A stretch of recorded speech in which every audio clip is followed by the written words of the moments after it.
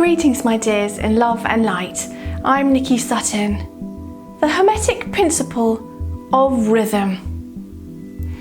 Everything flows out and in, everything has its tides, all things rise and fall, the pendulum swing manifests in everything.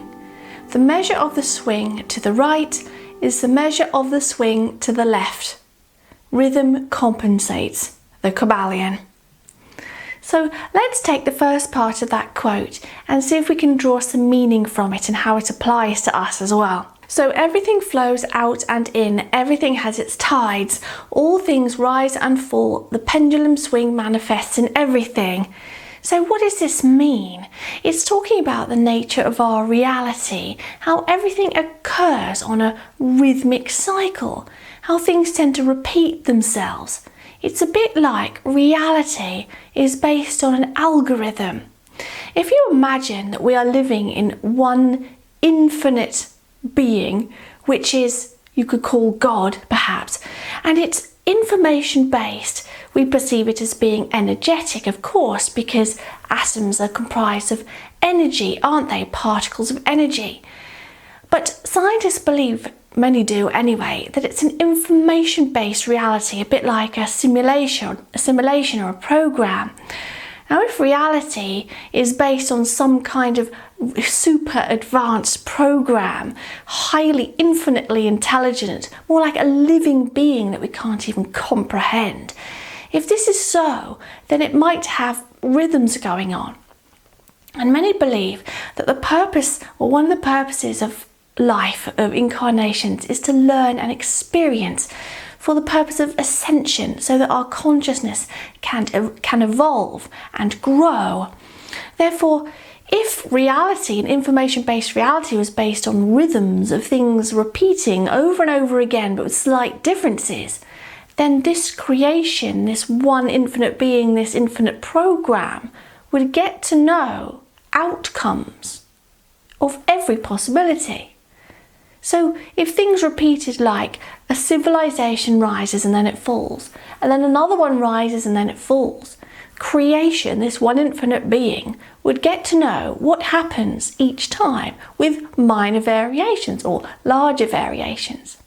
So many believe that this one infinite being, everything being energetic, everything being made up of atoms and empty space, all is energy, even the empty space is believed to be energy, that we are all part of this one being. We all share its energy. So us all being points of consciousness within this one infinite creator or God or source or being or program, within this one infinite being, we all are part of it, each of us, plus everything you see around us, every object, every plant, every animal, every rock, everything is all part of this one being, all sharing the same information.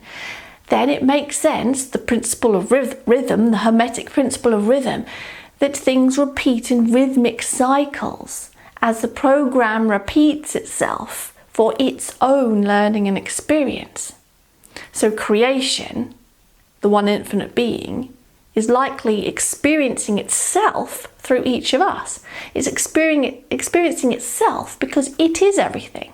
So it plays these cycles over and over again. It's all about cycles too, you see. Plus, our reality has laws, and things happen the way they're supposed to happen. So tides flow out and in.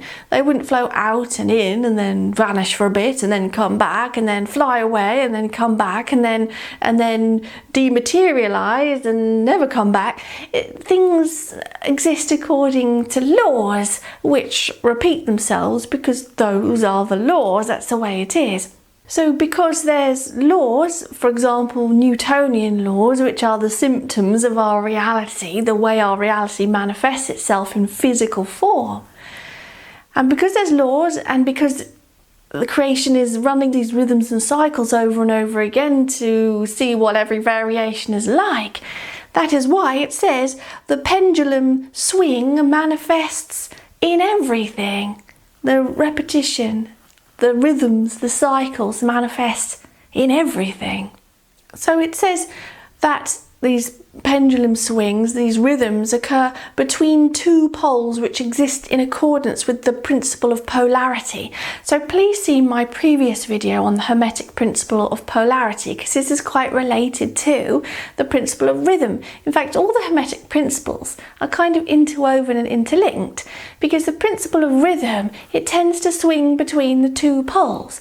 For example, a person's mood, they might be quite happy, but inevitably they might become quite sad, and the measure of the swing in one direction is the measure of the swing in the other direction. So if you become very happy, it's possible you'll become very sad at some point. It might be in the near future, it might be in the more distant future, or maybe in the past, but the swing there is sort of equal. So if you're becoming a little bit sad, you might become a little bit happy. So that's what it's saying, that the swings are kind of a measure of each other.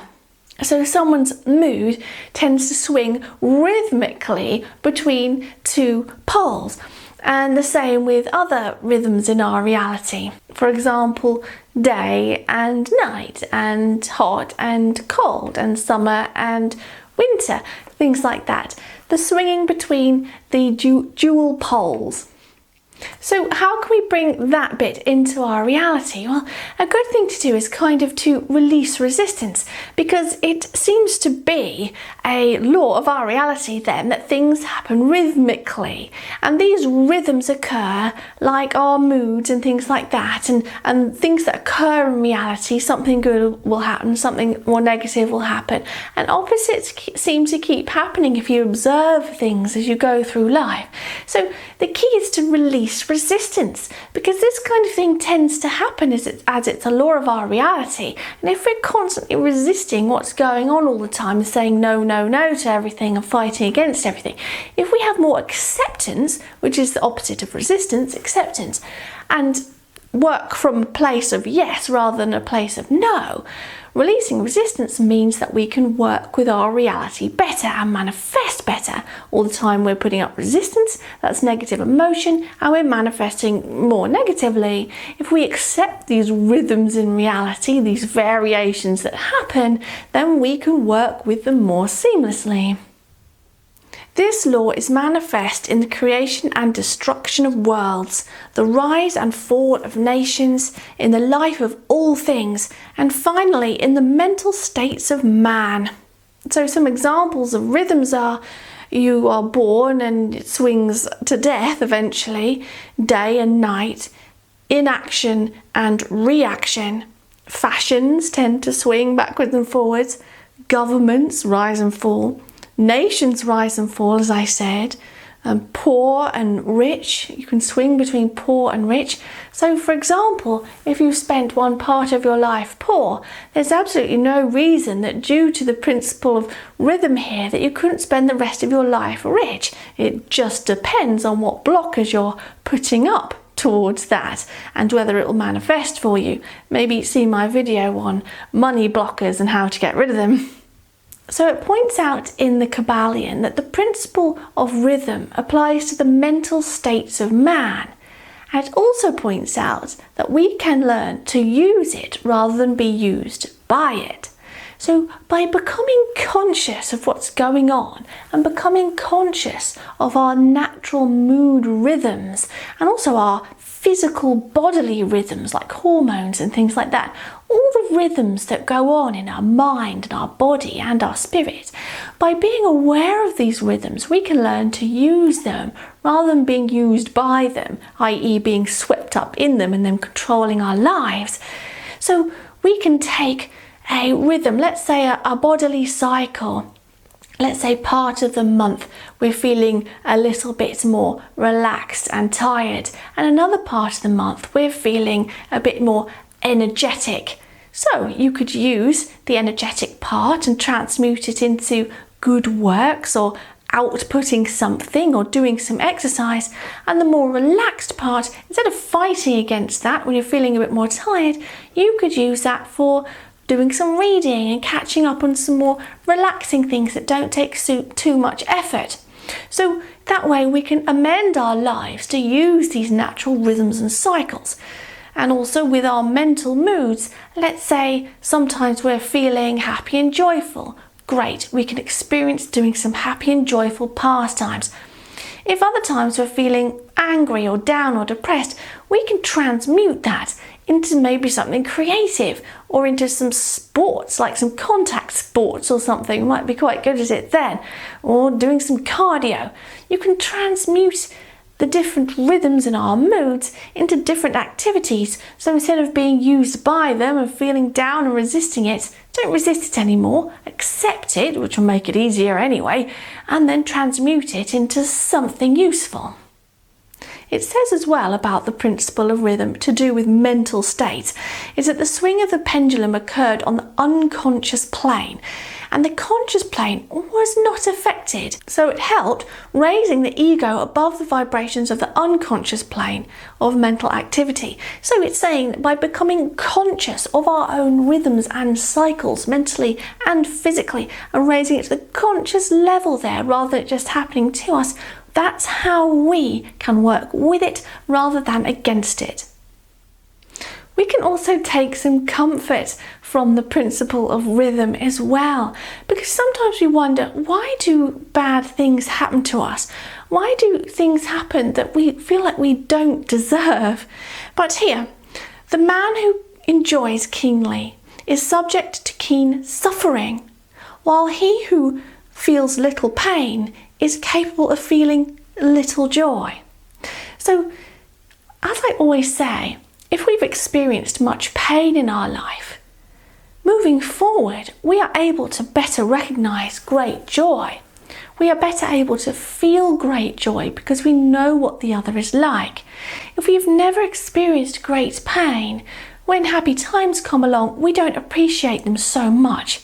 So those rhythms, in a way, are of benefit to us. Plus, it augments our learning and experience, which contributes to creation, of course. Before one is able to enjoy a certain degree of pleasure, he must have swung as far proportionately toward the other pole of feeling. So again, another quote saying that in order to experience pleasure and joy, we get more out of that if we've experienced the opposite. So how else can we apply this to our lives? Well, by stabilising. So if we're experiencing a long swing in one direction, like a lot of bad luck or a lot of sad feeling or a lot of things not going our way, and then we'll experience a swing in the other direction while the principle of rhythm compensates. So we can learn to stabilise that by becoming aware of what's going on and manifesting it better. Because if we're aware of those negative swings and how we're manifesting this kind of thing and then work on manifesting better, we can draw the swings together in order to prevent the negative ones from being so large. In addition, don't be so hard on yourself. By accepting and understanding the principle of rhythm, when things are going right and things are going wrong, we can understand it and not be so hard on the self and not take it so badly. And the same with things that are going on in reality. There will be disasters and there'll be great highs and times of joy. This is a natural thing. By accepting this, we can manifest better and in a way, as it says, get more control over the principle of rhythm. Play it, if you will, because manifestation helps to stabilize these rhythms. Another thing about algorithms, these rhythms in reality, you can see them using astrology as well. Don't you think it's a bit funny how people born under a certain star sign are kind of similar and have similar traits? And some people believe in it, some don't.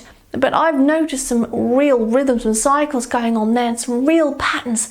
And this is because creation, when new humans are birthed, they're birthed with certain characteristics on purpose because it's part of the algorithm. Month on month, people are born with certain sort of basic characteristics on purpose. They're on an algorithm. Our personalities are on an algorithm. It doesn't mean we don't have free will, but we just have these certain traits sort of lightly placed upon us as part of the rhythmic cycles. So, rhythms do exist, cycles do exist, and you can observe them everywhere. I also did a video on biorhythms. That's another supposed type of biological, spiritual rhythm that's going on that you can take a look at. But whatever you take a look at, you can see these rhythms in reality and observe them with interest and have more understanding of why these things are happening and more acceptance, and then work with it. And about the self, rhythms in our own physical self and mental state as well. More understanding of that, becoming conscious of it and working with it without putting up all the resistance. Support this Spiritual Awakening YouTube channel on Patreon and receive weekly bonus videos. You can also choose to receive spiritual guidance via email or spiritual sessions. So let me and others know what you think about the principle of rhythm and your own rhythms in reality in the comments section. Supporting each other is great. And remember to click subscribe if you're not already a subscriber to receive regular spiritual inspiration on your journey through life. Like and share also, because they're raising the mass vibration together.